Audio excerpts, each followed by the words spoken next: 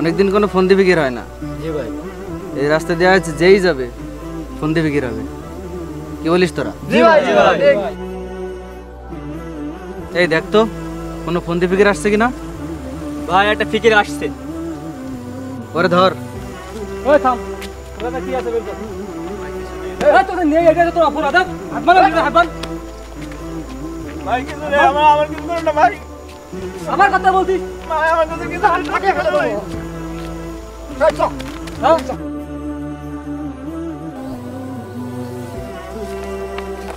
এই না, এই এই কি আছে? এই কি আছে বের কর। আর কি আছে বের কর। বের কর। এই কর। এই আর কি আছে? এই দে। এই দে, বের কর।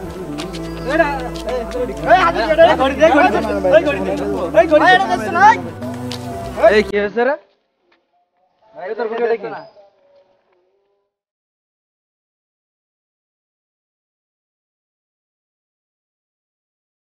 কোরআন শরীফ? জি কোরআন শরীফ। কোথায় যাচ্ছে? মসজিদে যাচ্ছি। ভাই নেন, এই যা নিয়েছিস সব ফেরত দিয়ে দে। ভাই না ভাইয়া, আসলে আপনারা যে কাজগুলো করছেন এগুলো হারাম, আর হারাম ভক্ষণকারী কখনো জান্নাতে প্রবেশ করবে না। এই জন্য আপনারা এই কাজগুলো বর্জন করুন এবং নামাজের পথে আসুন। ভাই আমাদের ভুল হয়ে গেছে, ক্ষমা করে দিন। এই তোরা সবাই ভাইয়ের কাছে ক্ষমা চা। ভাই ওকে ছেড়ে দেন। ওরে ছেড়ে দে তো। ভাই বলে দে ভাই।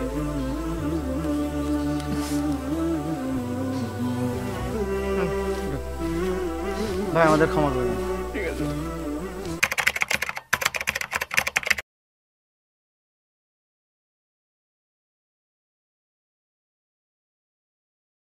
হাদিস এবং কোরআন হচ্ছে এক বিশেষ জানালা, যা দ্বারা আমরা পরকালীন দৃশ্যাবলী দেখতে পারি।